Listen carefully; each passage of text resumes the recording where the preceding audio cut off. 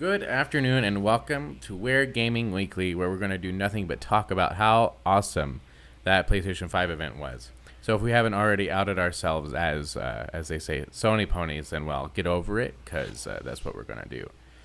We're probably going to skip what we've been playing, because this is just too important. Yeah, there's too much to talk about. By the way, my name is Nick, and across the world from me, 3 hours ahead of time, almost ready for bed, is my brother Josh. Say It's only hi, 7 Josh. o'clock. Hi, Josh. I'm not ready for bed yet. Well,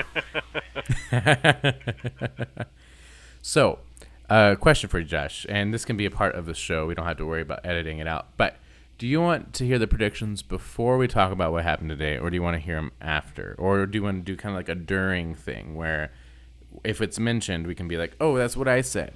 No, I think it would be a good thing to recap our predictions and then hit them as we go so we can tally up the points. Do you have a way to tally it up, since I've got no room? Yeah, I will Okay. take care of that.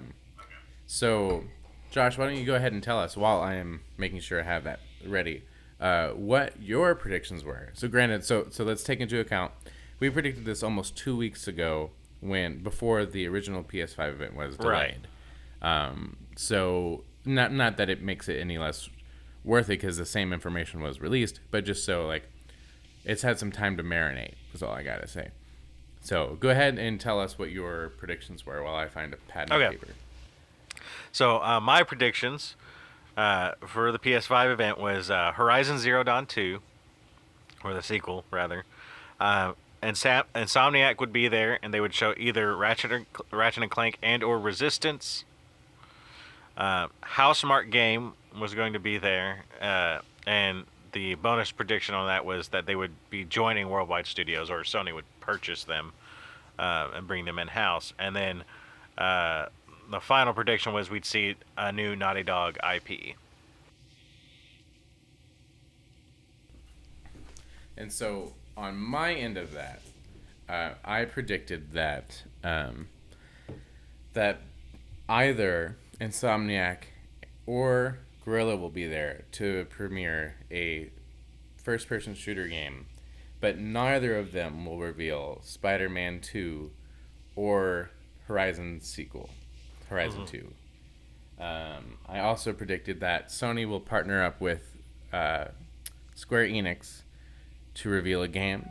I can't remember if I did this in the show or after the fact, that it would be a Final Fantasy game. And then the last prediction, which was just kind of a goofy one, was that none of these things would happen, and we'd be very disappointed. Yeah. So I just realized that my headset isn't plugged in. So I'm going to plug that in real quick so you don't hear my emails as they come in. All right, so I think those are very fair predictions. They were, some of the ones were pretty obvious, but I think some of them were, it could have been anything, and so I thought these were very well thought out, I thought. Yeah. Give me just 1 second. I want to... well, you don't have to give me a second. What I really want to do is, so how was the point system looking? How are we going to decide? Is this going to be like... So if you look at mine, I won't reveal what the answer is, but I said that... I got to pull it up because I want to make sure my verbiage was correct. So I'm looking at the tweet now. So you said, according to your tweet, you said Guerrilla or Insomniac will announce an FPS, but neither will announce Spider-Man or Horizon 2. So that to me says that no points. Well, we don't have to talk about if we got points, but one of those things would have to occur for you to get a point. So what I said was that one of them will be there. I didn't say they both. You said will be there. You said both. Either one of them would be there to announce an FPS. Is what you said. But neither of them would announce a sequel to their big game. So if those things became true, I feel like I would get a point for. Let's just say if Guerrilla showed up with a FPS FPS to announce, I would get a point for Guerrilla being there and a point for... No, I would only get 1 point because I grouped it all together. So I would only get 1 point because Guerrilla premiered an FPS. Right. Now, let's say Guerrilla and Insomniac came and announced an FPS. Would it still only get 1 point? I think if we should have done this during the time. Yeah, but we should have. If both of those things happened, I think that would be a point each. Okay, that's fair. And so that was prediction. I should have done a better job at prediction number one. Number two was Square Enix will partner with Sony to announce a game. In parentheses, you had Final Fantasy 16, which to me means it's like an extra point. Maybe extra half a point. Because sure. For the Final Fantasy 16 prediction, but that doesn't affect whether or not the initial prediction. You get a point if Square and Sony announced a game together, or right. And then it'd give me an extra half a point if it was Final Fantasy 16. And then the last one was just a silly. None of these things will happen. We will be disappointed, which is the one you won from last week because it got delayed. Yeah. So we can give me an imaginary point if you want. Cool. So, okay, go over yours one more time. We can edit some of this out if you want. That's all right. Just so I have I said Horizon 2, Insomniac would be there, Ratchet and Clank and or Resistance. Housemarque Game, in parentheses, joins Worldwide Studios, and new Naughty Dog IP. Housemarque, and so you actually had 4, if you will, right? 1, 2, 3, 4, yeah, and you had 3. If you want to count my silly one, 2 if you don't. I should have just done a better job in general, but that's okay. Yeah. Knowing what we know now. By the way, we are recording the video for this. If you don't see a video, though, it's because we don't really know what we're doing. So we're just doing our best. This is the first time we're actually trying to record the video for the show since we've been apart and since we've come back with a new iteration of the show. So if for some reason the video fails, I'll still put up the audio. But hopefully everything will record right, and I've got plenty of space, and we've done all our due diligence, and you'll have our beautiful faces, or at least mine. Yeah. Well, okay. So here's a breakdown of announcements. So just doing like a stats thing. So there were 26 game announcements, either a brand new game or a follow-up on information that we already knew. Or in lieu of this first one, just more information about a game that almost everyone in the world is already playing. So for the first announcement, which kind of spooked us a little bit, of course, since me and Josh are we're watching together but separate, his was about 10 seconds ahead of mine. So he was making reactions before I could even see what was happening. It was kind of funny. But he saw the Rockstar logo. He was like, Rockstar, what? And then it ended up being, which is cool, but not unexpected. So GTA 5 is going to be enhanced and expanded for the PlayStation 5. Now, the cool parts of this, like as a service for gamers, GTA Online will be completely free for all PS5 owners when it launches. Though the caveat, of course, is you have to have PlayStation Plus. But that's kind of given. The cool part about it, if you are currently playing GTA Online, is that current PS4 players will be given $1 million currency in the game starting today. Now, I feel like I'm pulling the breakdown from IGN. But I feel like they said they would get $1 million every month until PS5 that's what they said. Is that correct? What I saw was we get $1 million of GTA Online currency every month until release. So I mean, this might mark the first game. Well, I don't want to speak in absolutes, but this may be one of the longest running games that have continually come out. Maybe not ever, but in a really long time. Because, I mean, if you think about it, this game came out in 2013. So this game has had a life since 2013. Yeah. In some form. Now, no one really cares about the story anymore. When you get the game, you're not really like. Yeah. I care, but like if you're playing the game, you're playing for online. You're getting it because your buddies are playing. Yeah. Don't forget. Don't forget. I think it's really WoW cool. is still a thing. Okay, that's fair. But WoW is only on the computer. And while I'm not trying to make a argument about PC's bad or whatever, I'm just saying like for something to continue a life on iterative consoles where you have to buy a new. Well, I mean, you can't play the most recent expansion of World of Warcraft on a computer from 2004 without doing some upgrades. No, you're true. That's fair. Anyway, well, I just think that's. My point being is just it is impressive that I think it's impressive. It is very impressive how the life of GTA 5. It's the longest running Grand Theft Auto game for sure as far as support, and the fact I mean they're Skyrimming the hell out of this game where they're going to put it out on every single iteration. I won't be surprised if we see it like a janky Switch version and some kind of online mobile phone app, because we know we're like several years away from seeing Grand Theft Auto 6. So, but that's cool. I mean, but the next announcement completely deflates my prediction. Both of them, if you really want to call it. Well, okay, I'm going to make an argument, but I'll announce it first. So the second announcement, Marvel's Spider-Man Miles Morales was revealed. Coming this Holiday year. 2020. Holiday 2020. So basically launch game. With, of course, basically launch game with Miles Morales as the title character, obviously. So, of course, super hyped, especially because it's coming out this year. I think this is super smart, not only because it's Spider-Man and it's a great game, but my initial response is like, Spider-Man was the game.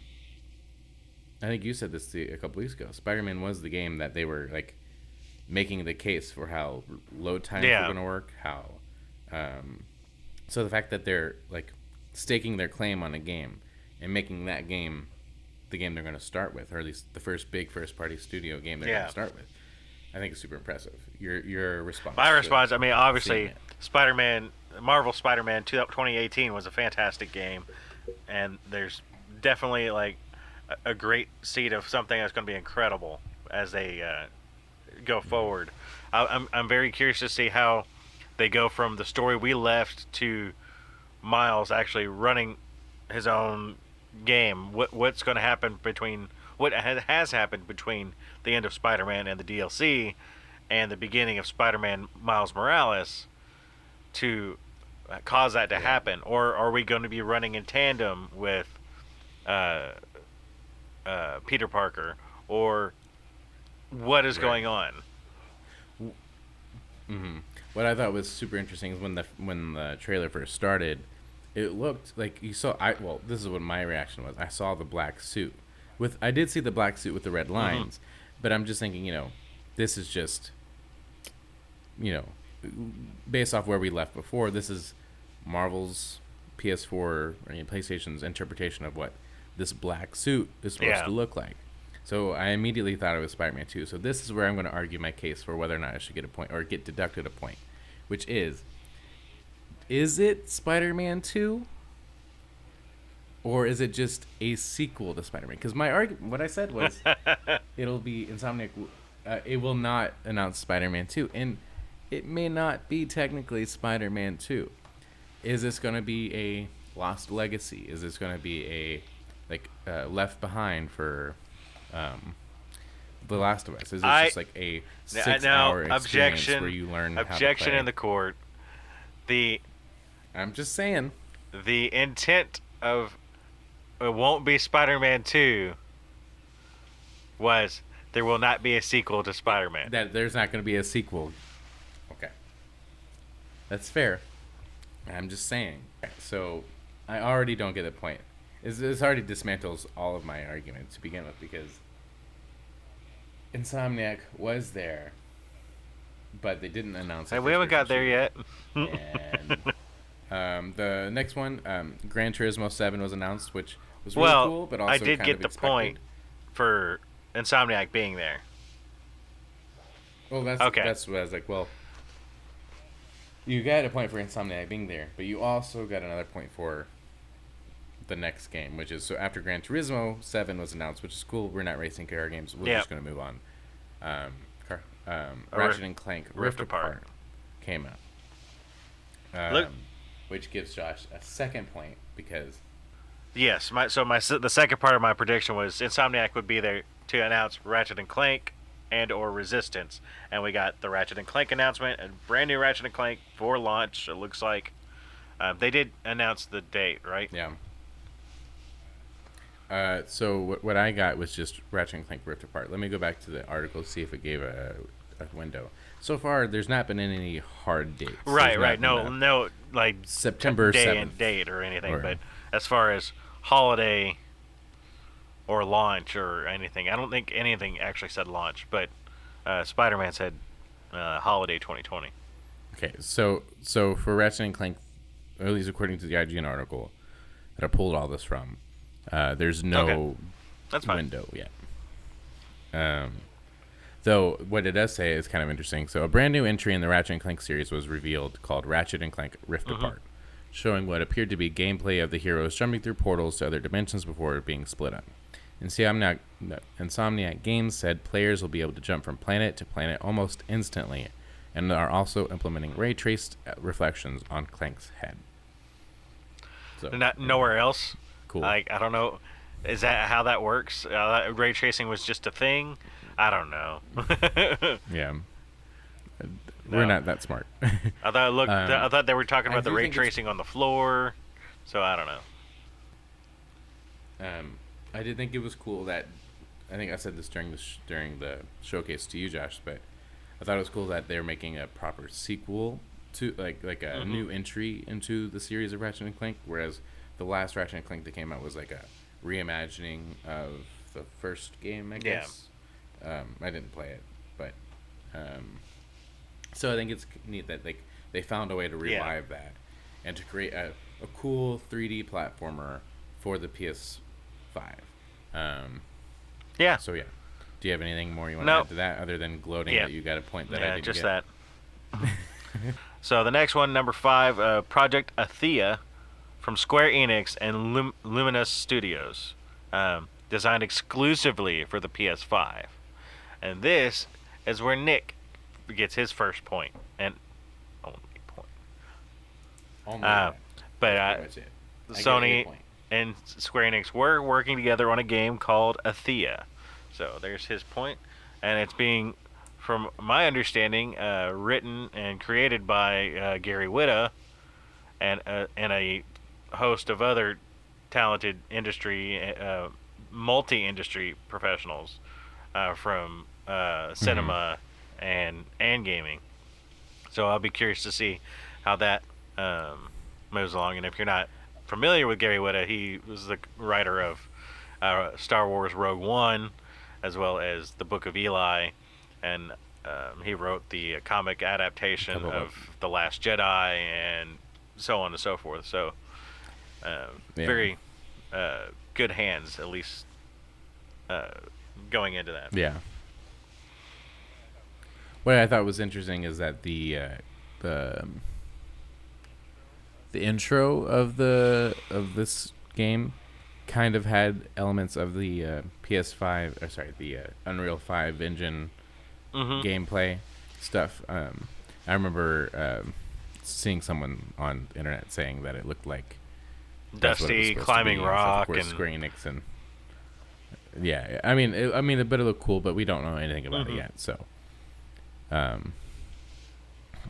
right, moving on was Stray, which had all these like chappy looking robots walking around looking at next gen cats, and we don't know anything else about it. It just looks it looked like a neat game, like some kind of like completely a cat the entire time. Who knows? Cat game. Cool. Next up was Returnal from Housemark, where I get another point. And there goes Josh's next point. Housemark was there for this really like psychological thriller, sci-fi space type game. Did have like inspirations from like Dead Space and Aliens and things like that. So we'll be curious to see more from them. It's very different for Housemarque, who is known for their arcade twin stick shooters like Rezo Gun and Alienation, and we'll be keeping an eye on that one for sure. Now, I feel like, if I remember correctly, on the podcast, you may have mentioned that it was going to be an arcade Yes, game. but that wasn't. Now, I don't think you that wasn't part of your points, but I think you said at some point you were kind of hoping that it was going to be like arcade is alive. I thought it would be a cheeky intro for them to come back and say, "Long live arcade," because the last thing they said about arcade was arcade is dead. So that didn't happen. They definitely doing something very new, story driven, and I'm very interested to see what they come up with. Real quick, I pulled up the live stream so I can kind of remind myself a few of the things, because as soon as it leaves your head, sometimes there was so much information too. Oh yeah, Project Athea looks cool.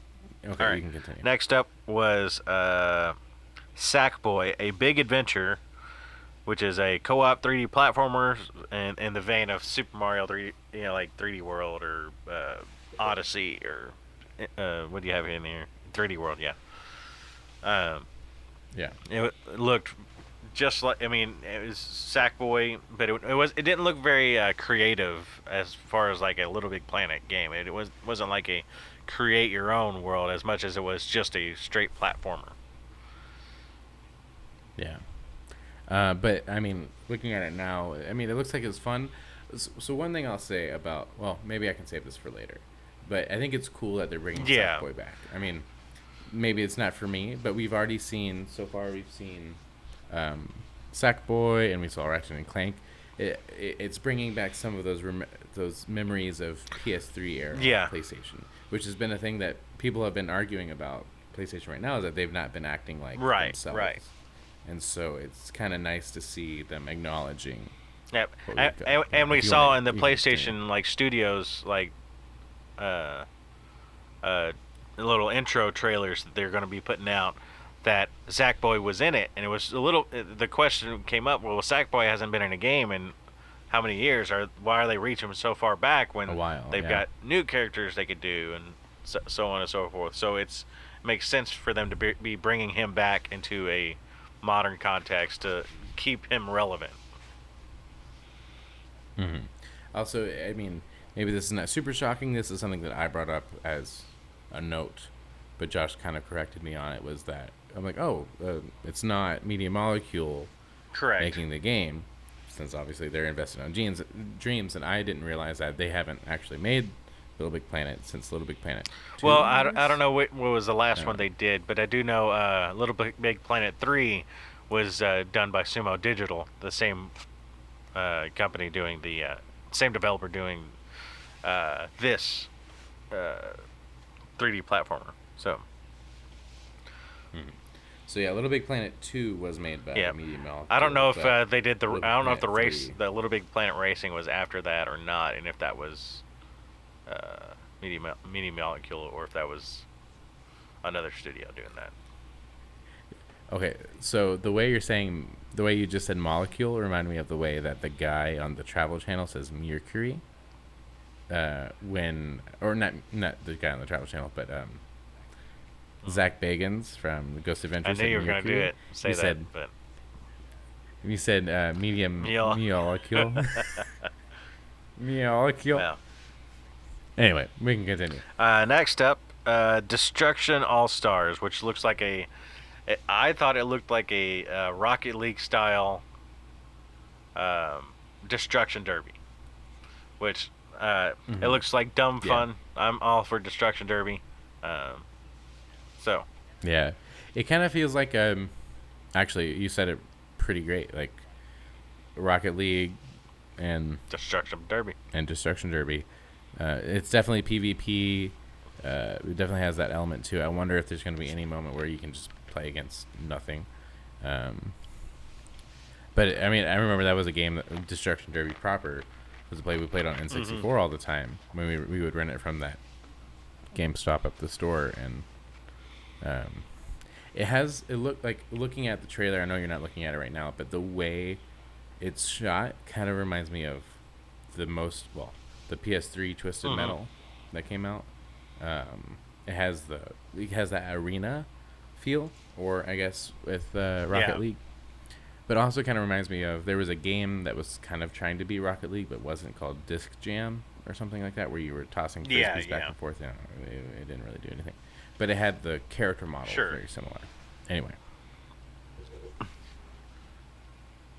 All right, number 10, we have Kena and the Bridge of Spirits, a 3D action adventure game that had just a gorgeous art style, and was it clear that was gameplay, or was it more like in-engine?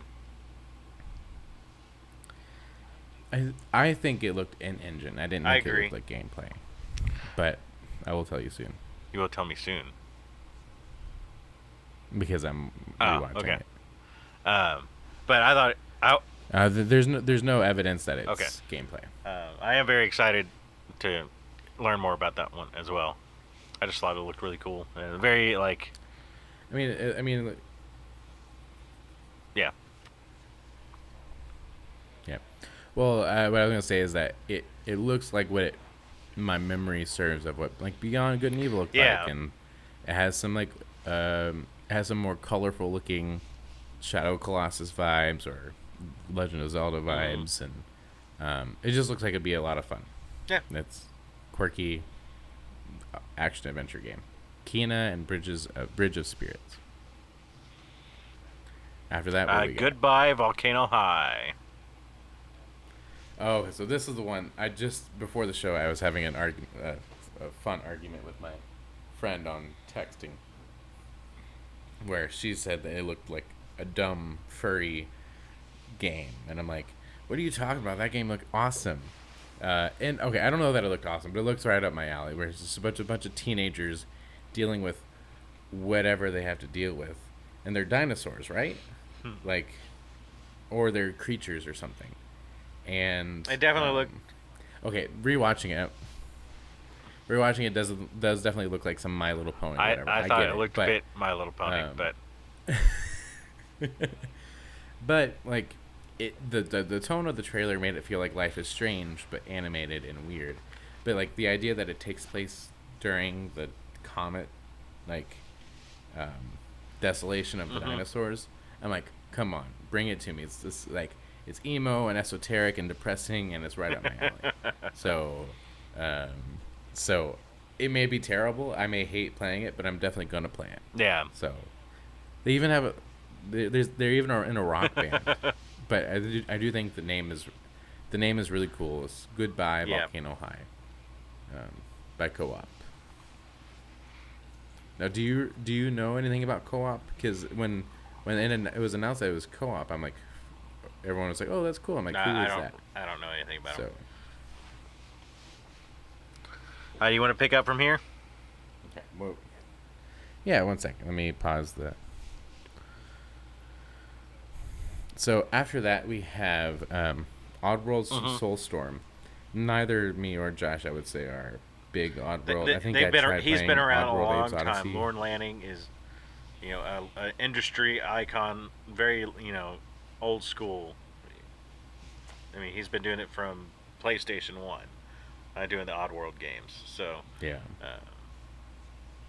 I mean, the fact that it's consistent and that there's people who want to play those games, that's great. I think that's great. It's just not necessarily our thing. Now, I will say the trailer. I remember watching a few things where the character's mouth is like taped shut in some like Hannibal looking shit. And then he like takes some scissors and cuts it off, and I'm like, ugh, it just gave me creepy vibes. But I'm glad that people who enjoy that game are gonna be able to play. After that, kind of a nice looking second look into a game that we've already heard about. Ghostwire Tokyo comes out in 2021. That was a game that they announced at Bethesda's conference back. Was it at Bethesda's or was it at Sony's? But it was a Bethesda game. That's when we had the cute girl who the cute Ikori Nakamura. I think it was her name. I don't think she's working on the game anymore, but That I mean, I think me and Josh both, if I remember correctly, back when we watched the original, like we knew it was gonna have some like horror stuff going on. It has even more than I thought it would. Um, so I noped out of that immediately. But it looks cool for people who enjoy. I mean, it's first person, which is not what I expected. I will say that I thought it might be more third person action adventure horror, and I was hoping maybe it would be more action adventure than it would be horror, and I might be able to get into it. Kind of like, in a way, I was kind of hoping it would be like Control, which has big horror elements, but it's more of an action adventure game. This is not that, and definitely not. No, definitely not for me. It's just the Bethesda MO. Like, it's interesting. People enjoy it, and they're very popular for a reason. And I'm always curious to see what they come up with, but just they don't. Yeah, especially with another game they announced a couple times ago, and they brought back in here. It's not what I hoped for, but I'll talk about that later. Following Ghostwire, we had Jet: The Far Shore coming holiday 2020. So coming this year. I honestly don't even remember what that was the. Like. I remember seeing it was like this the plane or the jet that was flying through all the like beautiful landscapes and stuff. Oh, it's the one I said kind of looked like it was a No Man's Sky or Journey kind of like ethereal kind of game. Yeah. Following that, we have Godfall gameplay. So the Godfall was the first PS5 game they announced back at the Game Awards as a partnership with Sony. Forgive me, Sony and Gearbox. No, we thought it was Platinum. Gearbox. So they showed more of that. They showed some gameplay. You know, the big thing that they kept saying when they first announced it's a slasher shooter, and I mean a slasher looter. Yeah. And I mean that's what it looked like during the show. Me and Josh, I was talking to Josh, and I was like, well, it kind of looks like if they've for some reason announced a like epic prequel to Destiny, like the art style, with the exception that they're using swords and armor and stuff like that. It looked like that you're playing Destiny. Yeah. In terms of the character models and just the way the world was designed. It also, I thought it felt very uninspired. I thought it looked very generic. Yeah. It looked like a AA game that you would see just tons and tons of that kind of stuff. I hope I'm wrong. It doesn't look very appealing. Like if it becomes a PS Plus title, I would probably have a week. I would give it a couple weeks, but it doesn't look like a game I'm willing to just like buy outright. But that's just me. Who knows? The next game looks super cool. It was Solar Ash from Hyperlight Drifter developer. Set in 2020. It comes out in 2020. What was the name of the developer? Heart Machine was the developer of, which is not what I would have said. Hyperlight Drifter is a 2D action role-playing game developed by Heart Machine. The game plays homage to 8-bit and 16-bit games, blah, blah, blah. This game is more of a 3D over-the-shoulder action-adventure game. The first shot is of the black hole that looks like it came from right. Which I'm guessing images of black holes just look the same. I guess science has proven what black holes eating a sun looks like. Well, the black hole is not necessarily eating the sun. They had determined that based on the science and the math that's what would appear if you were looking at one from a certain point of view, I guess. I see.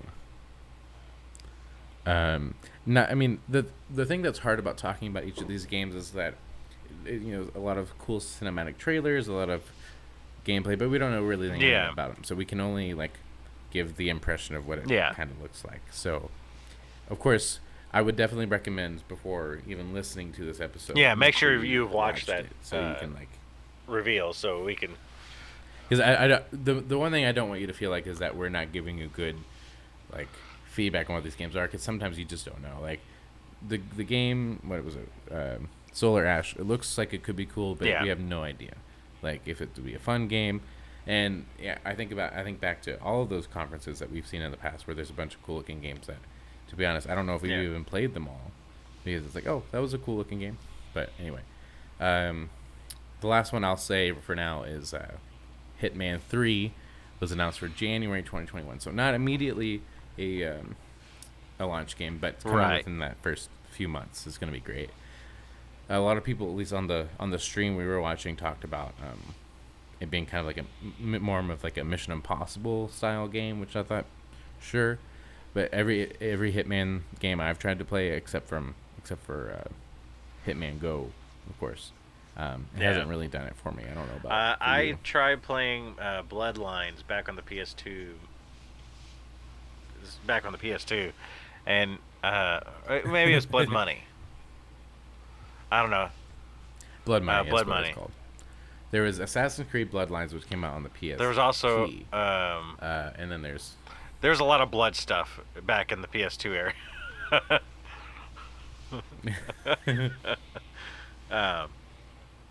Just so much blood. Anyway, but I had tried Hitman in the past, and just again one of those games that doesn't do it for me. It's very technical, I think. Yeah. And that's great that for people who love it. But anyway. Next up is the Astro's Playroom, featuring the Astrobot from the titular title. Does he have a name? I think that's his name. Astrobot. I guess it's just Astrobot. What is the name of the VR? So there was Astrobot's Rescue Mission is the name of the game. But the first time we was seen was in Astrobot, was in the Playroom VR game. Right. Well, no, there's Playroom, right, and then there's Playroom VR. And in the Playroom, there was a bunch of mini-looking Astrobots, but they weren't called that at the time. But then there was the Astrobot VR mission, which was kind of like a small look into what Astrobot VR ended up being. So, anyway, you can continue. That was it. It was just a... Was that 3D? No. I think it'll just be a neat... I think it'll just be a neat teaching you how to use the PS5. Because it didn't say anything about VR in that. It did say it's Astro's Playroom, and today said that kind of lines up with on the PS4. You have the Playroom, where it kind of shows you the controller features and that kind of stuff. So. Yeah, but I mean, now that Astrobot is an established idea that you could play, I think that'll soon be a character. That's what I was going to mention earlier with Sackboy and Ratchet and Clank coming back. We have now Astrobot, who's another cutesy third person character, 3D, character that we can develop. He'll be in the eventual Battle Royale sequel. So, we had the Little Devil Inside. That was the fun art house game that had like two different storylines, like opposing storylines, kind of going on. It was taking a lot. It was doing a lot of like fun, old musical cues. Very much like it harkened back to like a silent movie era, or with Charlie Chaplin and even the Three Stooges, where it had these different musical themes for each storyline. Yeah, it was showing like one character going through like adventure battles, like Link from Legend of Zelda, and then there was another character that was like an older, surly businessman, just going about his day. It was kind of juxtaposing those ideas together. So it might be like a kind of a neat linear story game, just showing these two different characters. It might even be the same character. It could be like Valiant Hearts, where you had. But honestly, when it first showed it, Valiant Hearts was one of the first things that came into my head. Of course, the art style was different, but it had that same heart to it. Where in Valiant Hearts, you played as the dog and as the person in two different like areas. Mm-hmm. Where's the sequel to that game? Where's Valiant It Hearts didn't need 2? one. World War II. No, but it was fun. I would totally love that game. Okay. Fine. Then, to the surprise of probably no one, NBA 2K21 is coming. There's a lot of Involved one sweaty man. Involved what? Involved one sweaty man. He was very sweaty. And I guess he broke the backboard. His name the was rim Zion. Off the backboard, but there was no glass. It just kind of like the rim itself just hit the ground. So it was kind of... yeah, I think it was like, he's so powerful.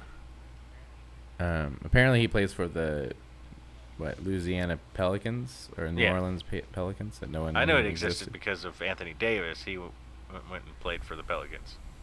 Is he on the Pelicans? I don't think he's on it anymore. Okay, so the I don't know. I thought he was playing for the Magics. Or no, that was John Wall. I know sports. Anyway, this guy's name is Zion Williamson, who apparently is like 2 years out of college. So, I mean, if I was an NBA basketball player, 2 years out of college, and I'm featured on a PlayStation event, that'd be pretty cool. But I wonder if this is kind of an interesting conversation point. It doesn't have to go on very long, but are sports games equivalent to car racing games in terms of technical ability, or is it just you have to have an annualized sports game? No, you just have to have an annualized sports game. I don't think they. I don't think the iterations are important enough, or they bring enough systems year over year that make that big of a difference. But if you look at the long leaps, if you skip every 5 years to come back, there's a lot of new things. But if you come back every year, it's like a gradual change. Yeah. Well, it's because, of course, like Call of Duty fluctuates a little bit with, like, Call of Duty Modern Warfare, the most recent one, looks substantially better than the one that came out before that, I think. Was that World War II? I don't think it was. It was Modern Warfare, and then it was the Black Ops 4. Oh, well, then, yeah, I don't know if that counts. But, like, the point I'm trying to drive at is, like, I'm curious why sports games don't try to do more of a live experience, kind of like battle royale games are trying to do. Because, like, Call of Duty is not an exception, but, like, with Destiny and Fortnite and stuff like that, now they're doing iterative things. I mean, it makes sense to me that sports games would try to do the same thing until technology hits a point where they have to make a sequel. I can't tell you. Why can't you update the rosters? The business philosophy of stuff like that. Doing an annualized franchise, other than they have to put one out every year. Yeah.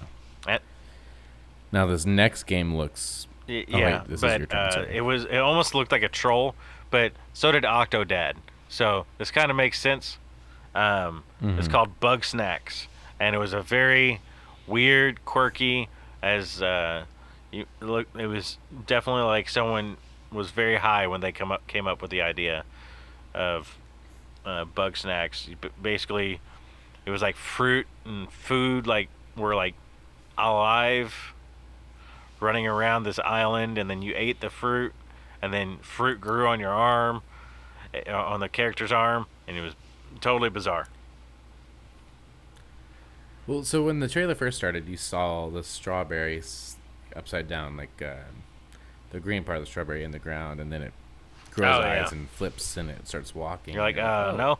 So it was just treating food like bug snacks, and we're like, and I think it had the like British voiceover, so we're like, it has like a dreams vibe going on, and then it just turns into this thing, and I think the moment that it tried to fool us is at the end where they are about to say the name of the game and then it stops. So us and other people involved were like, "Oh, this isn't." Yeah, it felt like a this fake. This is not the game.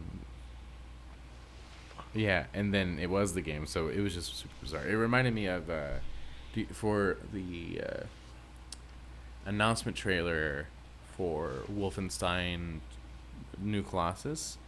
It started off as this like robot dog, and it was just like it was a whole commercial about this robot dog, and we're like, oh, that's kind of cute. You're gonna play this dog or whatever, and then at the end you're like, oh wait, no, this is talking about like, of course, granted it's Bethesda, so it's about like retrofitting Nazis and stuff like that. But that first minute of that trailer was just about this dog. So you're like, oh, this is kind of cute, kind of neat, or whatever. And then all of a sudden it's like, bam, no, this is like a commercial inside of a game. So I have expected the camera to zoom out and we're watching a trailer for a fake game in this other game. You know? The only reason I didn't fully believe that was because they said it was from the creators of Octodad. So it was like, so you kind of knew what to expect from them. That's true. So I wasn't expecting them to turn around and reveal this ultra realistic 4K game. Sure. But this looked very quirky, weird. I don't know that I'll be playing this, but or the next one. I tried to next one, I mean, so hard to play the next one, and I just didn't have it. Yeah. So the next game was very hyped for a lot of people. Just me and Josh are not party of that same group of people. Demon Souls remake from Blue Point Games. I thought so. The coolest part about it, of course, was Shuhei Yoshida comes in to talk about how he's excited about it, and I'm guessing that's probably because he was part of the reason why the game exists in the first place. But it's what I like to say to people is like, well, you like Dark Souls, but Demons. For some reason, I'm very what do you call it, like protective of the fact that Dark Souls came out of Demon Souls, but no one cares about Demon Souls anymore because it's all about Dark Souls. And I'm like, well, no, Demon Souls is the one who originated all this stuff. So, what are you doing? With the exception of the fact that I do not play any of these Souls games. So, I don't know how many times I booted up Bloodborne to try to pretend to like it. I just can't. I even played Neo 2 for a second. I'm like, nope, can't do it. But I think it's very cool that it's definitely happening. I mean, it was pretty much no secret that it was happening, but now that it's announced and in the open, it's pretty cool. Actually, I feel like the next 5 games we're about to talk about, we're not going to play. But the important thing about that one is that's coming from Blue Point, renowned remake developer. Their last big project was Shadow of the Colossus remake, which was very faithful remake and very good. I wish they would have gone a little bit further into fixing the controls, but other than that, it looked beautiful. It was fun to play, and I can only imagine that this one will be as well taken care of. Honorable, yeah. After that, we have Deathloop, which was a game that was announced. I believe it was during the Game Awards, or maybe it was during Bethesda's E3 press conference last year. That's another. I remember the launch trailer for this, or not the launch trailer, the announcement trailer for this. Yeah. Super cool idea of being stuck in this time loop and seeking out the other person. Gameplay wise, I probably won't play it. It definitely looks like a game I'd like to watch someone else play, but it has all those trappings of a Bethesda FPS that has the Dishonored looking. I mean, it was. I mean, it's from the Dishonored developer. If you just showed me the game and told me, yeah. I mean, if you just showed me the game, I was like, oh, it's Dishonored. Not that there's anything wrong with that, but I've tried Dishonored, and there's something about those mechanics that I just don't jive with. Even though it looks super cool when it's played out by someone who knows what they're doing. Yeah. Like, it looked awesome. Visually it looked awesome, but playing it doesn't do anything for me, which is the only thing that kind of sucks. I don't feel the same way. Dishonored was definitely one I didn't want to get into. That first-person view typically is off-putting to me, but watching them play it, for some reason, intrigued me. I don't know that I'll be a day one adopter or anything, but if given the opportunity to try it out, maybe through Game Pass or something like that, I would probably give it a run. Yeah. It is interesting when you think about how we feel, you and I, about these first person games, because with like when I didn't beat Skyrim, but when I played Skyrim, I made myself in third person view, and same thing with Fallout and stuff like that. Never completed any of those games, but with something like Destiny, which is a forced perspective first person view, yeah, we're fine with it. I mean, I don't want to make it sound like we're not double standarding it, but I think it's also like what the gameplay mechanics are, because playing an FPS like Call of Duty or Destiny feels different than when you're playing like an action adventure game that is first person. It's sometimes I just want to know what my character something looks about like. those worlds just don't appeal to us, and we're just not that kind of gamer. Yeah. Especially not the kind of gamer that plays Resident Evil 8. I will say, out of all of the Resident Evil's trailers that I've seen, this one intrigued me the most because I like the cult thing is always interesting to me. I'm working on an idea I'm working on an idea that's about a cult and a village that's hive-minded or whatever. So the game after Deathloop was Resident Evil 8 Village, coming in 2021, probably around that March date, like they're used to doing.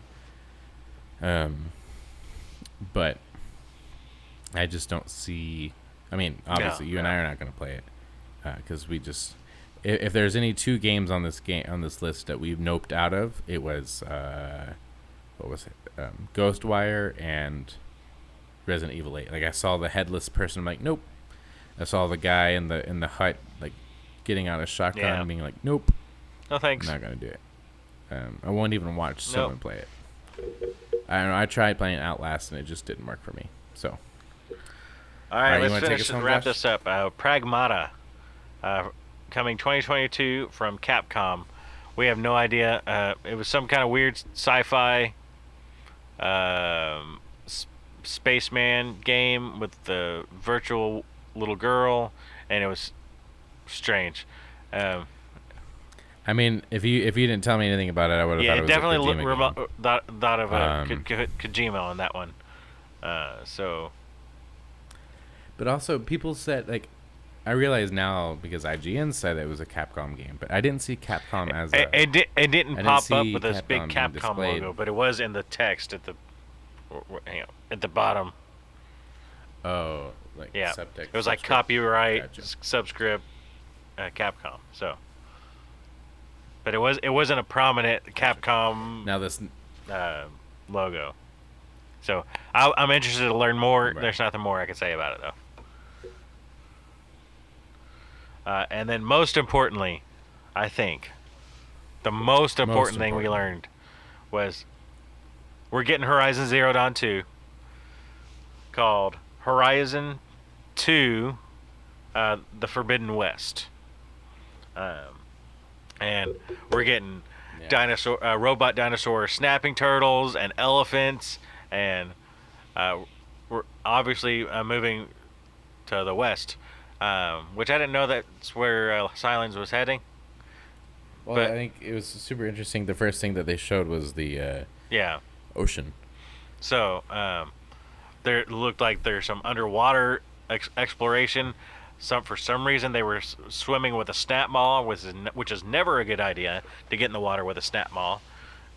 Don't do that unless she's a really good swimmer. No, don't do that. Well, hopefully she's not Ellie. Hopefully she's not. Original Ellie. This Ellie can swim underwater and everything, apparently. Apparently. No, as soon as even the people we were watching record, like, the first thing I said was like, oh no, I almost noped out of Horizon because she went underwater. Because being underwater, you might as well be in a horror game because anything can happen. No one wants an underwater level, but I will suffer the underwater levels for Horizon because I have all the faith in the world that they will do something incredible with this game. None of this. No, this might be a controversial. None of it was gameplay, for sure. It was all engine footage, and honestly, of course, we're all watching it through a stream, through another stream, compressed down. I didn't think it looked any better than any of the cinematics in the original, but that's not saying anything because the original looked amazing. So I can only imagine it looks incredible on. Well, that's kind of what I was about to bring up. The dedicated hardware. Go ahead. Mm-hmm. That's kind of what I was about to bring up. Is like, I obviously was ecstatic to see that Horizon sequel was up, but I didn't immediately go like, "Holy shit!" I mean, like, I said that to Spider-Man, but I didn't say that to Horizon. I mean, honestly, I didn't expect either of them to be there. But with Horizon, I don't know if it was the landscapes that they were showing or the way they introduced the game. But the way they introduced the game just felt a little different than, I don't know, what I was expecting. I mean, I'm not saying anyone should agree with me. I'm just saying that, like, I wonder if, because it didn't look revolutionary on a stream through a stream. Of course, I was also watching from your stream through Discord, so who even knows what I saw. But, like, I wasn't, like, obviously I'm going to buy it, and obviously I'm going to love it. But my hype levels didn't go through the roof because of seeing it, other than the fact that it was announced. It wasn't a surprise to see it here. We were all pretty confident that it was going to be here, but we were all also pretty confident that Spider-Man was not. I don't think anybody expected to see Spider-Man here, and I don't think anybody expected it to be a Miles Morales game. That's true. So before we read what number 27 is on our doc is, let's talk about the show that is the games. So, like, out of this 26 games that we've announced, would you say that Spider-Man's probably the one that shocked you the most? Oh yeah, I think for sure Spider-Man being announced and that it's coming this holiday is the most shocking thing that we learned today, games wise. I remember from just that episode that we did where we were looking at the pills, right? And we were saying which of the pills that we want, and one of them said, "And a new Spider-Man game with Miles Morales." I'm like, psh, no. I mean, like, I was never against the idea of playing with Miles. I was just like, not the next game. Like, give us one more game with Peter, and then give us. But then I was taken away just because. So what if? Oh, someone knew what they were talking about. What if that theory stands true, but it's the opposite of what I was saying? Instead of Peter becoming the symbiote Spider-Man, it's Miles. And then we'll have to switch back to Peter to save Miles. Well, I mean, like, we can let's make that argument. Let's say that this game that's coming out because you mentioned the black suit. December. Mm-hmm. I mean, that's what I mean. I saw the black suit. I'm like, this is emo Spider-Man all the way through. And then, but Miles' suit is black. But so let's play with this. Yeah. I mean, that's just first reaction is your first reaction. Obviously, it doesn't make it right. It just makes it what it is. So if we want to play this through, let's say this isn't a Lost Legacy. This isn't a Left Behind. This is a proper sequel. Let's say it's 30 hours long and we're doing all this. Like, I would see that. I would see that being the story. Like, I mean, realistically, I don't. But like, if we're playing this out, I mean, I think that story beat makes a really compelling. It would make for a really compelling gameplay, where you are Miles still learning how to be a Spider-Man, and then somehow you come in contact with it after fighting whoever is currently in possession of this symbiote.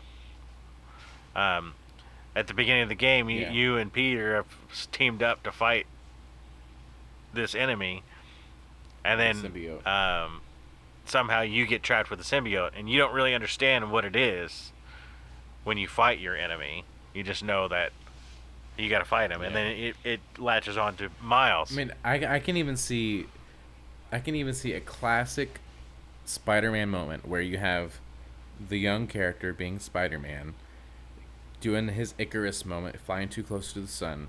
Peter's told Miles, like, no, don't go after him right now because you can't. Leave it to me because I will be able to figure it out. And Miles is like, no, you're too old, you're too dumb, you're too whatever. And Miles, being 16, whatever, goes off and tries to fight fucking Venom. And then... Oh, I don't think it'll be Venom. And then... Well, okay, I'm just being semantic here. Black suit Spider-Man's symbiote, whoever's got the symbiote suit. He goes off and fights him, and he does get latched onto it. Like that makes perfect sense. All right, hang on. Because I want to do spoilers for Spider-Man, because it seems like we're not on the same page. You know who's got the symbiote? Yes, I do. But I also know who's got the symbiote. But I also know that they don't care what the comics say. But can you imagine a symbiote Hobgoblin? No, I don't think that's what they're gonna do. I think it'll just be symbiote Harry Osborn. Okay. Yeah. I mean, the game is 2 years old, man. Almost. Yeah. Like, I'm not worried about spoilers. Oh, is what okay. I'm saying. I was like, what does that got to do with? So, yeah. Price of Fish in China? No, I mean, so Harry Osborn has a symbiote. Mm-hmm. Well, because he's dying and his dad is trying to do something to save him. Norman has got him suspended with the symbiote. They don't know what it is, but it's something that's going to be helping Harry stay alive, which is going to turn Harry into some kind of symbiote-controlled. Pausing for dog.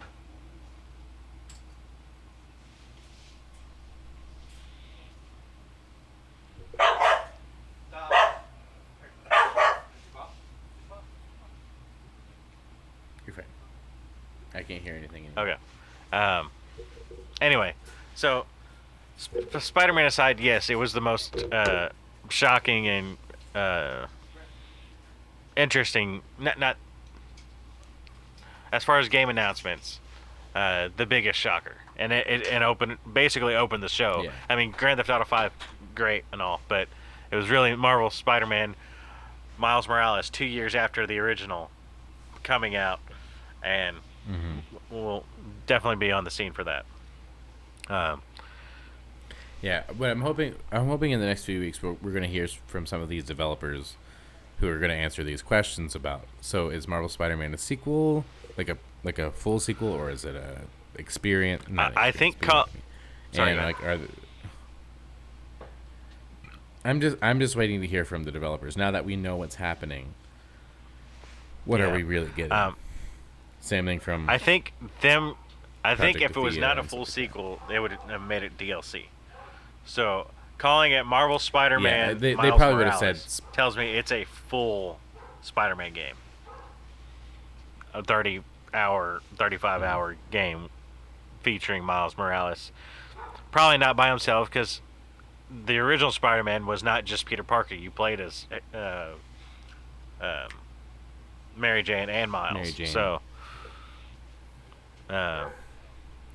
Now this is, I think last week when we did our episode about Spider-Man, my gut reaction is to not want a Miles Morales Spider-Man game, only because I think what I said last time was, we just got a good proper Peter Parker Spider-Man game. I just want one more.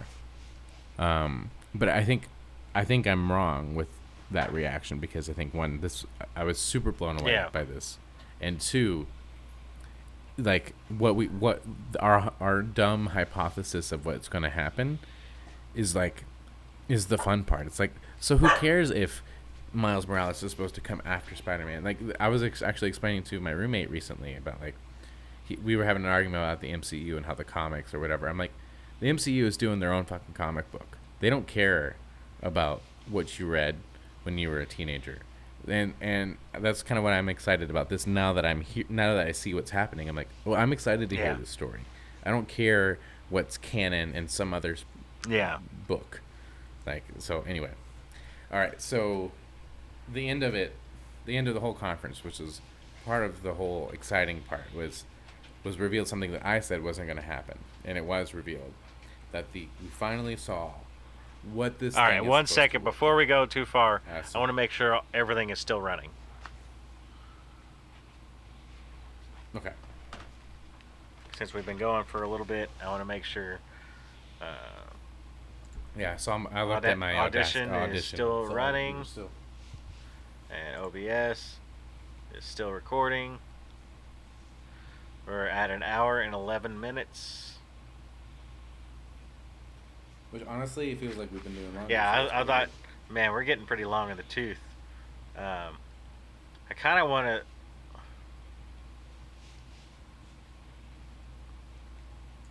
Do you think we ought to split the recordings? Why? Audio drift, maybe?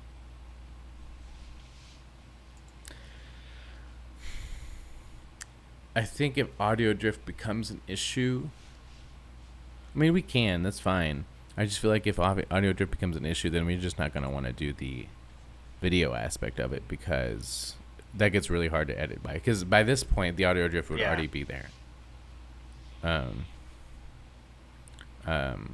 So, I mean, if you want to make it more manageable, but honestly, I think if it starts becoming a frustrating issue with this and that, we just don't do the audio or the video.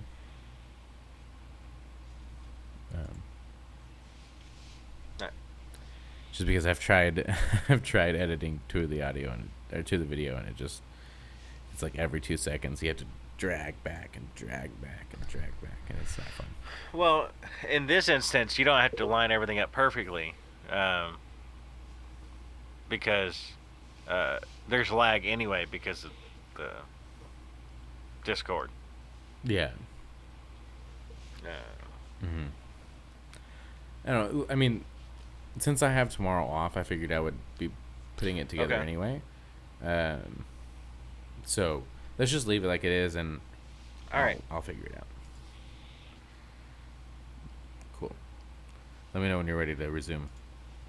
I think since we took a big pause there, I'm going to do a clap so you can see the spike. All right, and clap. All right, let's talk about.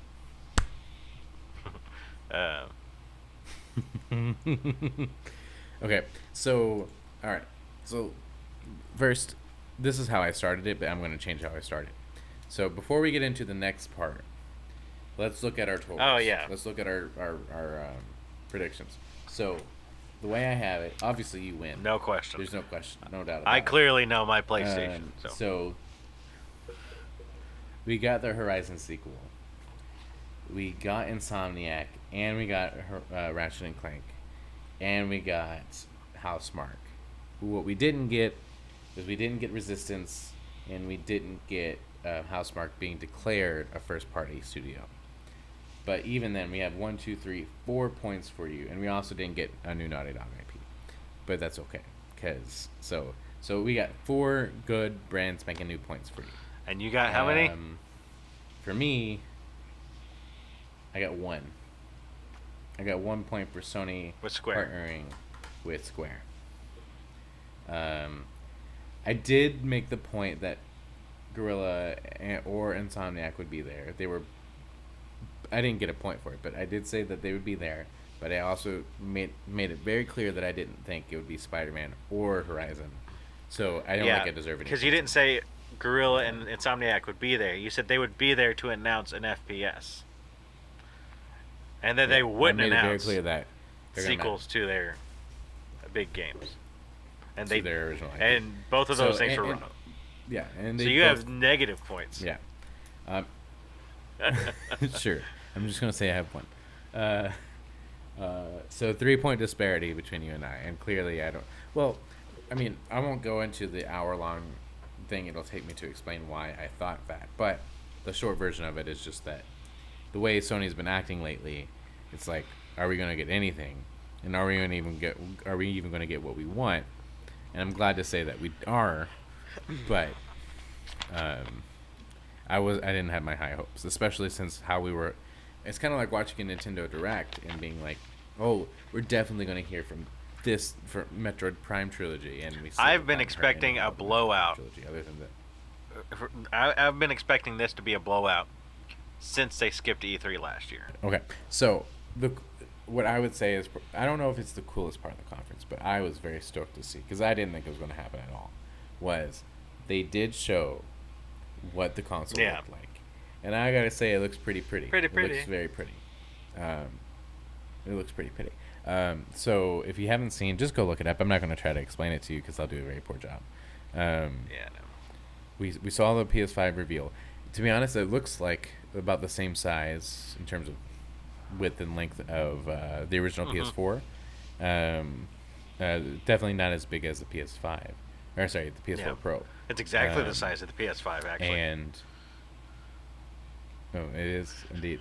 And if you watch the reveal event, the way we did, we saw that, and then it cut back. So as it does, it shows close-ups of all the angles and the sides of it, trying to be sleek and sexy. And I made a joke about how it kind of looked like, this is the porn version of what is like to show off a tech.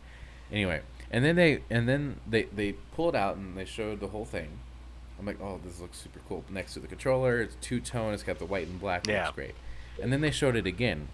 And I'm like, why are they showing this again? And I was wrong. They weren't showing it again. They revealed two versions of the PS5. That was the one more thing. It wasn't even the one more thing. It was like the two more things.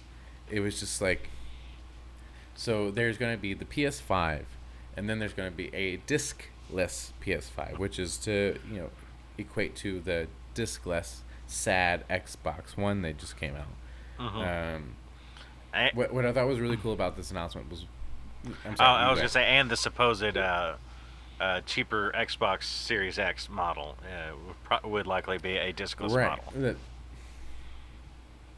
That's where I was going next. Was like, so they kind of beat Microsoft to the punch of, we've known that Xbox was going to announce two consoles, but they haven't yet. They've only announced the one.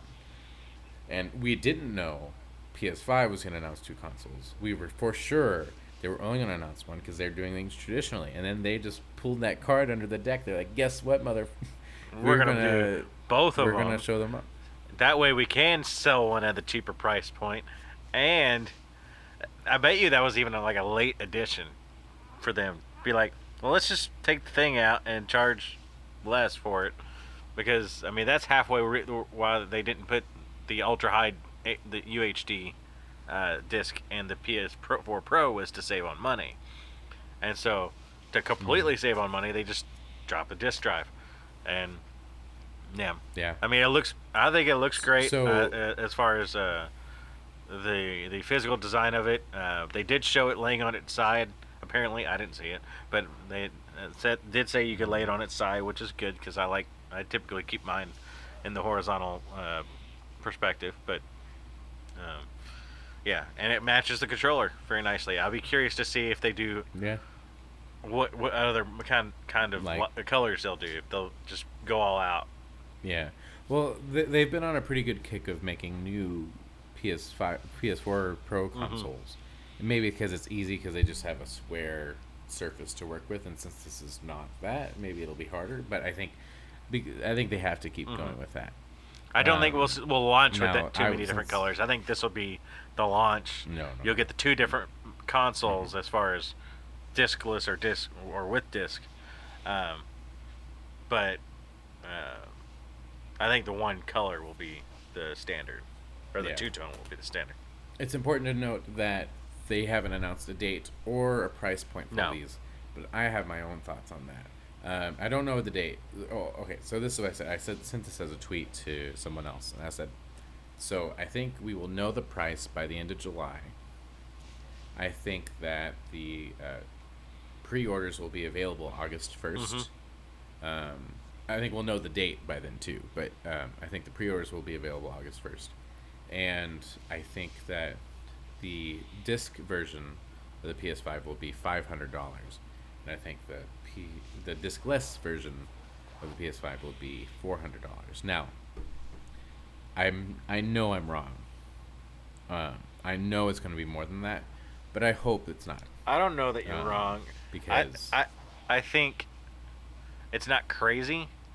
I would see almost more likely to see in the 450 and 550 range.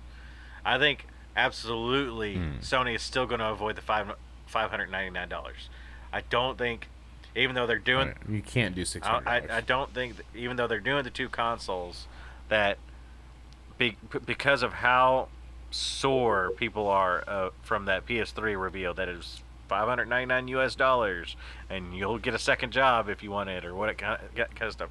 I think people are so averse to that at this point that Sony will just avoid that price point altogether, and if they have to take a $20 loss, they'll take a $20 loss on that. And then so $550 versus $450 for the discless model. Now my question is, which one do you want? I was going to ask you the same thing.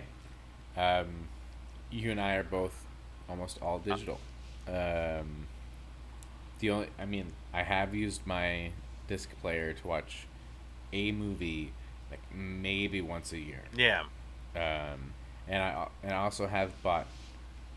I was about to say boughten, and I realized boughten is not a word. A couple physical games, because most people I know, like I bought like Warhammer Vermintide because my friends also play that, and it was cheaper to buy it physically than digitally. But I also bought it physically because I knew you wouldn't play it. Right.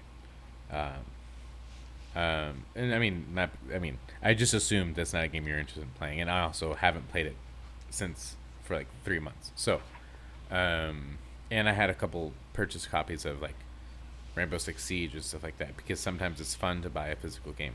And but it's cheaper. Honestly, especially one of the main reasons we buy digital is because we do game sharing, but also because it's just easier to switch from game to game to game and not even think about it.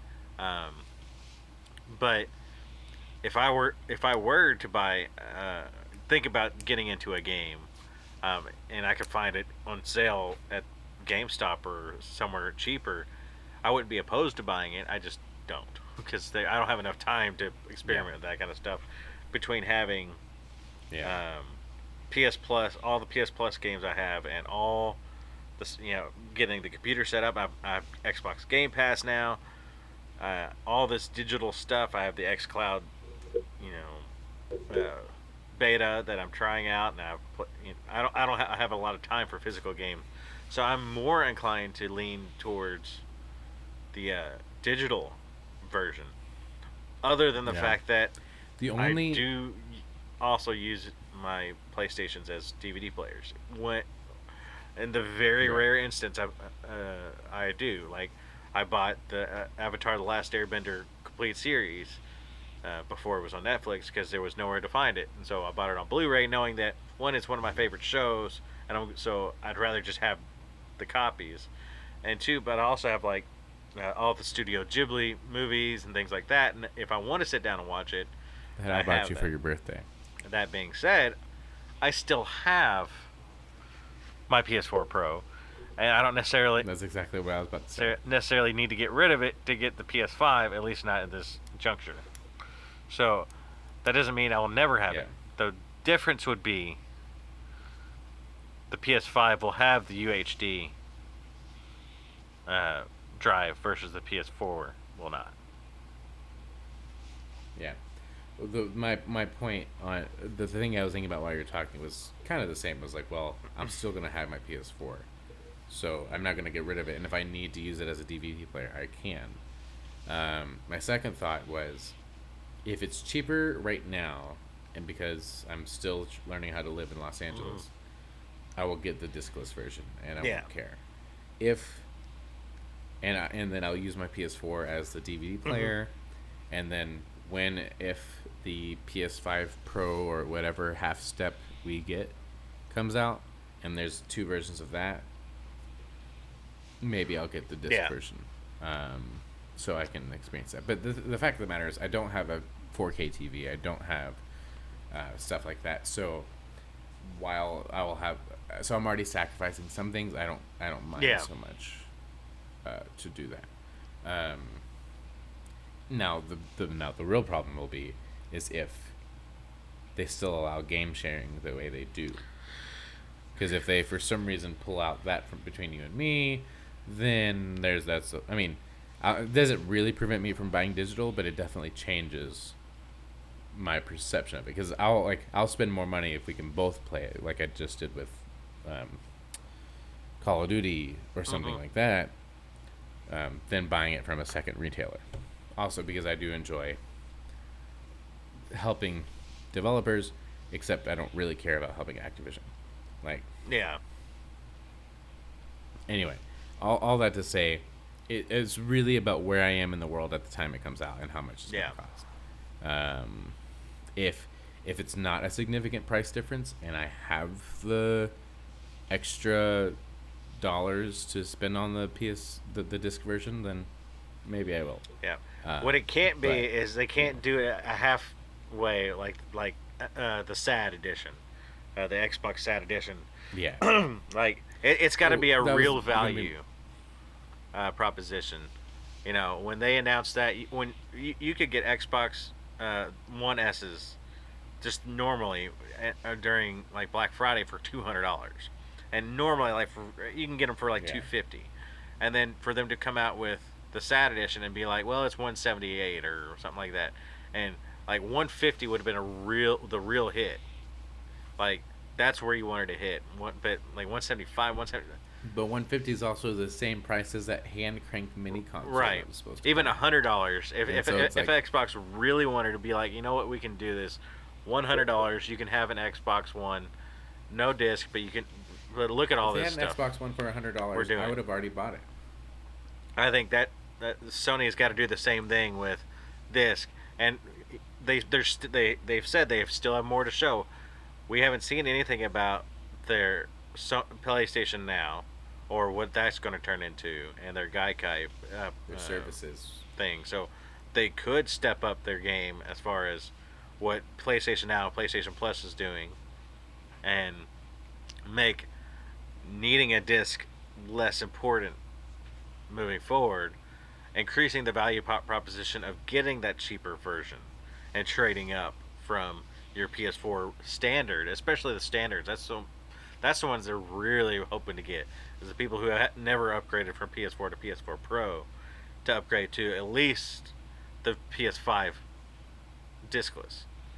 And so it's got to be a real $100 difference, not like a $50 or $60 difference. It's got to be at least $100.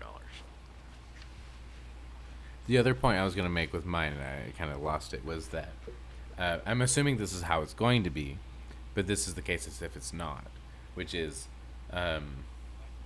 like the SAD edition of the Xbox. It's not only that it's discless, but there's also significant like power differences to the Xbox. So the PS5 discless edition plus the PS5, they have to carry at least the same amount of things. It's got to have the same terabytes. It's got to have the same information entering. The difference just has to be the disk drive and that power. I mean, honestly, if because they took out the disk, they added a terabyte or something like that. Well, this is not going to happen. But like, let's say it's supposed to be 2 terabytes, it at least has to have the same internal structure, with the exception of the disk. To make it worth. But if it's not 4K and it's not, which I know it's not going to be, but I'm just saying, if it's not 4K and it's not as much memory, then it doesn't become worth it. It has to be because they're the same. You just don't have a disc because you're not living in Minnesota, and if they do that and don't have good internet, Xbox comes out with the same thing. They have got the two different consoles, but we know we understand from rumors that the Lockhart, the cheaper edition, is supposed to be weaker than the Xbox Series X, and that it's going to be like 6 teraflops versus 12. It's supposed to be in between the Xbox One X and the Xbox Series X, somewhere in between there. So, but if it's not as strong as the Xbox Series X, and Sony's is as strong as the PS5, and they fall in the same price point, then Sony's going to win out on that value proposition. No, I do want to wrap this up a little bit, but we have a couple more things we wanted to talk about. But first, I told you what my thoughts on the prices were going to be, but I don't think you necessarily said how much you thought they were going to be. Do you agree with what mine were? No, I did. You have a different answer? I said I lean more towards the 450 to 550 range. Oh, okay, great. I might just cut that part out then. Yeah. Okay, let's talk about what we didn't see. We did not see God of War. Not Are you all. surprised? Corey Barlog is sitting, drinking mojitos, not doing anything. Though I feel like I did hear recently on Twitter that he was maybe he was just fooling us, but he was like, pay attention to PS5 and didn't necessarily do anything to that.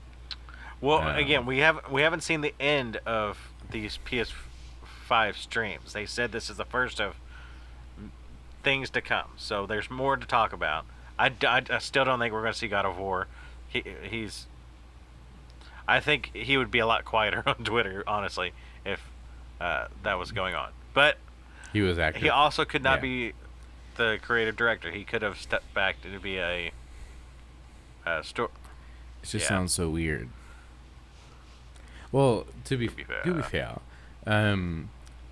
I not related, but I also thought it was weird that all 7 Harry Potters weren't directed by the same person. But then I realized that all the aliens weren't directed by the same people, so that just happens. But I just feel like because the new God of War is has such an identity with Corey Barlog, it just makes sense. But anyway, we didn't see first-person shooter from Ensom or Guerrilla. So we didn't. I was about to say we didn't see a first-person shooter at all, but we did. We saw one from Bethesda. But we didn't see. We saw a first-person shooter. First-person shooter. We saw. I mean, that's what was. Okay. Was a first-person shooter. But we didn't see a tactical. Sure. Realism, and of course, I don't know. I mean, they're not my favorite genre of game, but I think it would have been cool to see one. I'm still holding out hope that we do see a Resistance remake at some point, even though I have no. I would like to see it come back because I would like to get into Resistance, even if it's just a remastered, and that could be why they didn't put it here, because they started off with a remaster, kind of with GTA 5, and if you can partner with Rockstar, you partner with Rockstar. So that was their old game. They wanted to get out there, and so.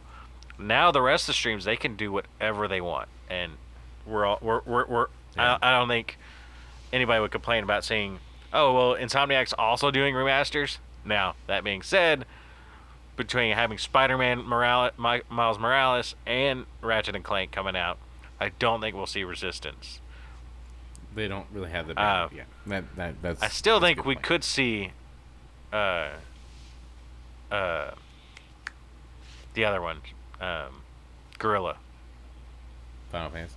Oh, Guerrilla. Oh, Killzone. I think we could see a Killzone or even a new first-person shooter from them if they wanted to create a new universe. But I think, because I know there's more than one team over there, we could still see something from that. Square did not reveal a new Final Fantasy game.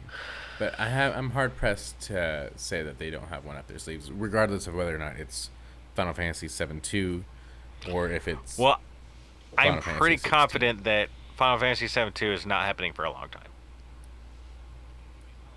I mean, how long's a long time for you though? Is it a year? Based on some of the recent interviews that have come out after Final Fantasy 7 Remake, they have no idea what they're doing.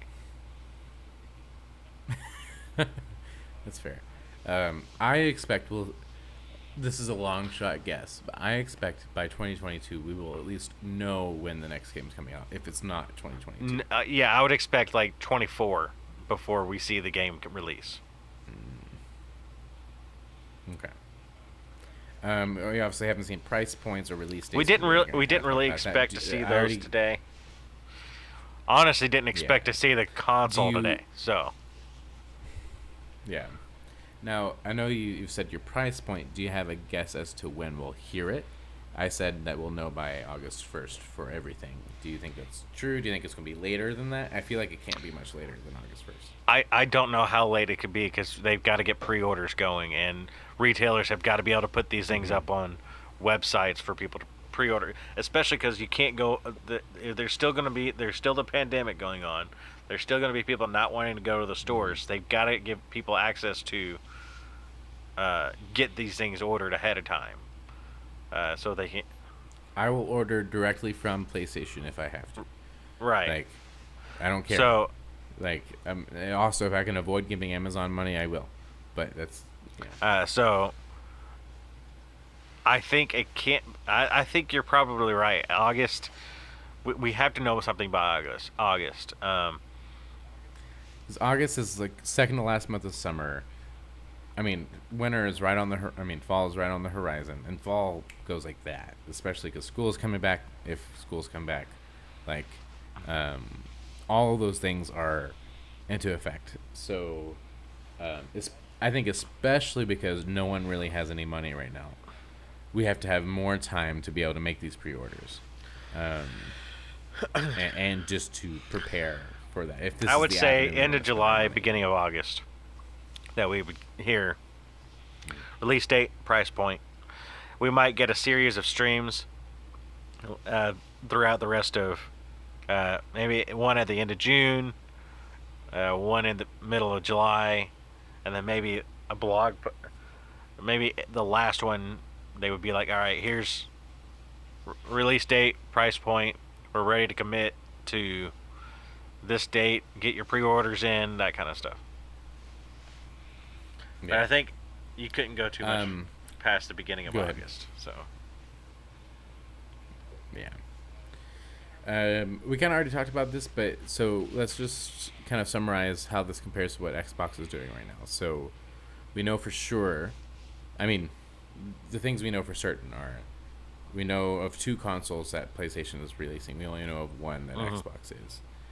But we do know more about the services that Xbox is providing than what PlayStation is at this point in time.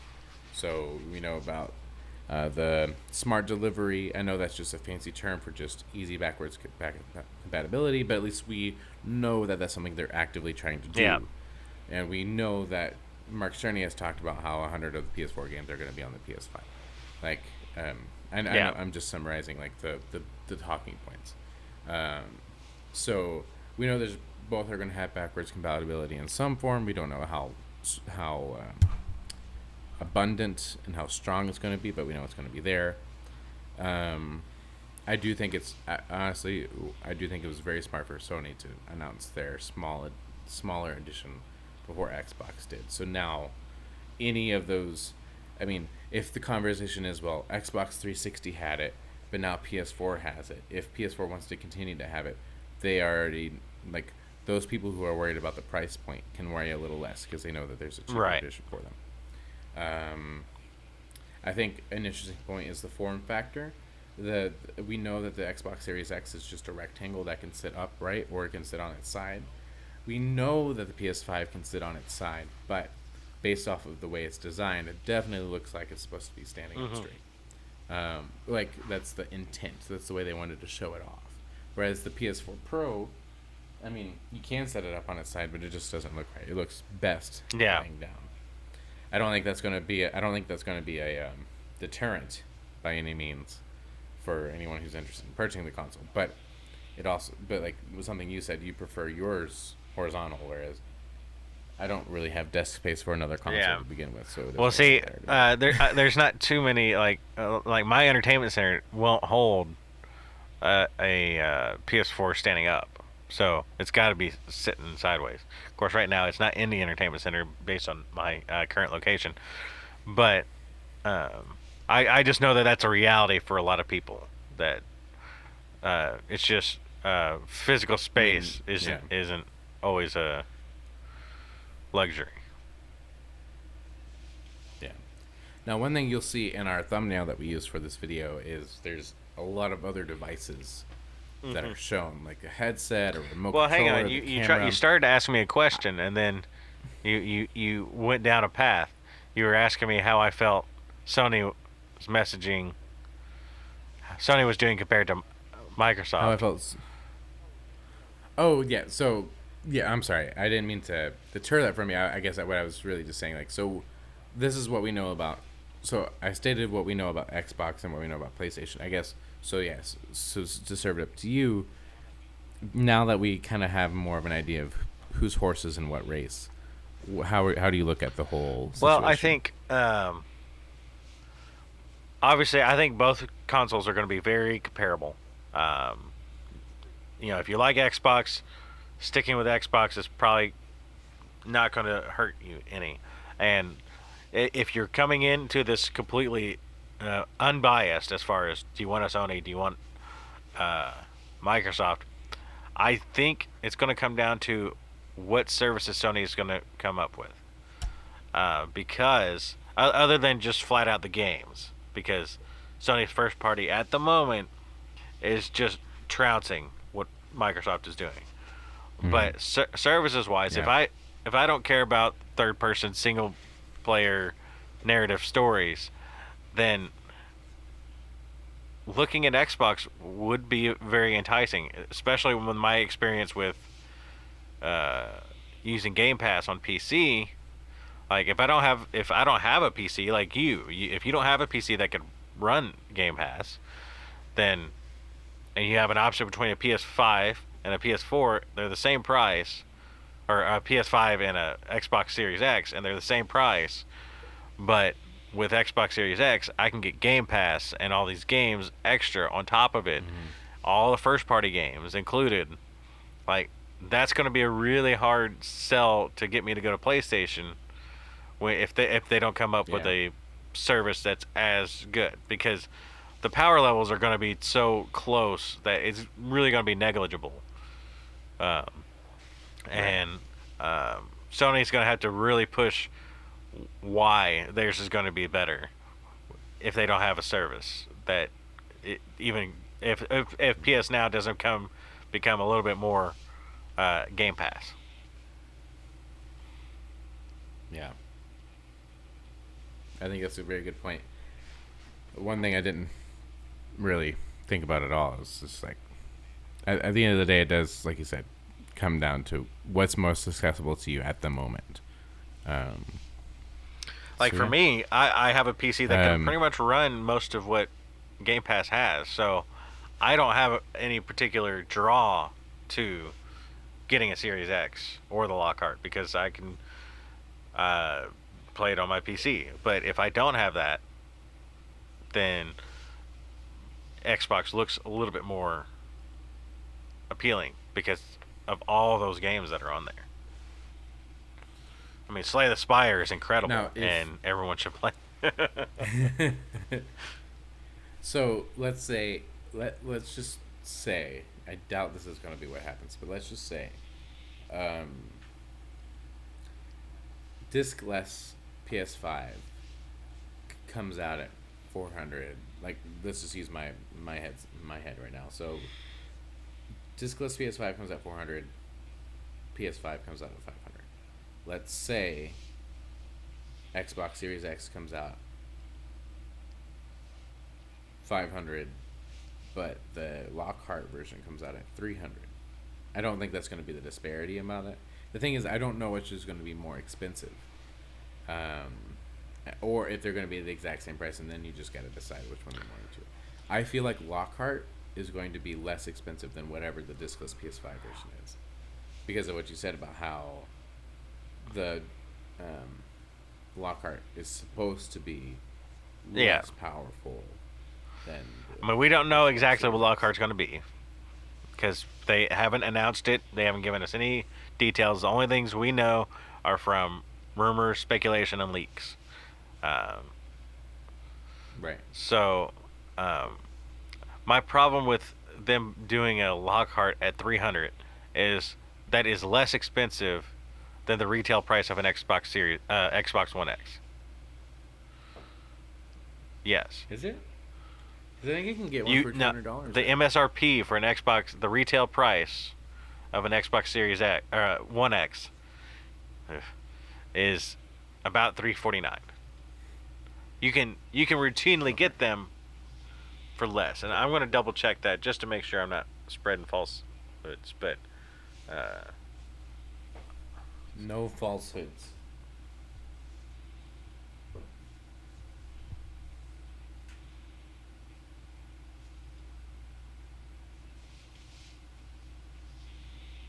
yeah, $349 at Walmart.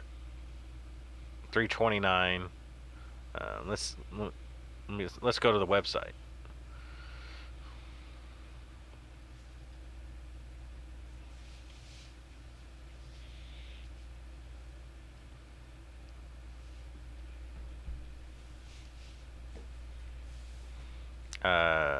They have an Xbox One X bundle on the Xbox.com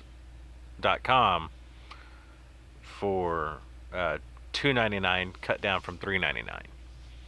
So, bringing that down to $300 sounds really weird when you have an Xbox One X so close to that price.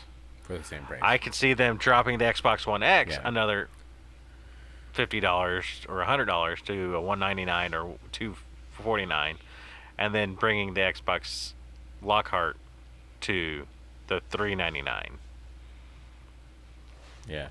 Well, because the big thing is that because they're trying to make all of their consoles ubiquitous with their software, they don't want to completely phase out the the Xbox One X.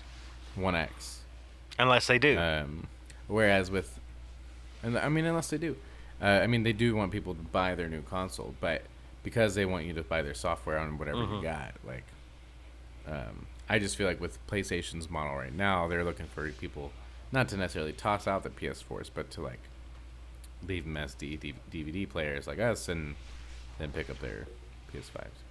Anyway, there's a lot more we're gonna learn about. We have a whole summer of gaming TM that is going to be revealing us more information. Yeah. So I can't believe. This is such a weird year to have a new console, but it's also exciting because at least we get to be here for it and we get to see it and stuff like that. So, but I think that's our show. Thank you for listening. Yeah. I hope you enjoyed the press conference. Please let us know what you feel, if you think we're completely stupid or if you think we are. Yeah, please share your thoughts about the conference. What games you were most excited about. Do you like the two-tone PS5? Are you going to get the disc? Are you going to get no discs? Let us know what you think. Absolutely. Of course, if you want to at us directly, I am at Speak Nicholas. And I am at Jaws1015. You can tweet to the main account at WareGaming_, as well as going to weekly at WareGaming.com. You can email us there and go to the website, which is never updated, but it's there. You can still get to us from there. So, WareGaming.com. And otherwise, thanks, Nick, for hanging out with me. We've been at this for hours now. And yeah, it's been a long night. Until we do, fun. I guess, the news, Wargaming news, say goodbye, Nick. Bye, Nick.